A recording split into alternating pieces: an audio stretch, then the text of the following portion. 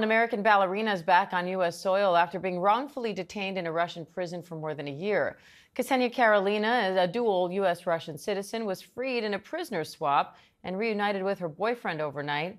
She served 1 year of a 12-year prison sentence for donating $52 to a Ukrainian charity. And now we're learning President Trump's U.S. envoy Steve Witkoff is back in Russia for a possible meeting with Russian President Vladimir Putin.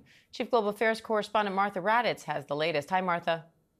This morning, after more than a year in a Russian prison, Ksenia Karelina is free and back in the U.S. Overnight, an emotional reunion at Joint Base Andrews. Karelina rushing into the arms of her boyfriend, Chris Van Heerden, a South African boxer. U.S. officials then greeting her and handing her flowers. Karelina, a dual Russian-American citizen, is a former ballerina who had been living in Los Angeles. She was visiting her parents in Russia when she was arrested and charged with treason for donating $52 to a charity for Ukraine. She was sentenced to 12 years in a maximum security prison.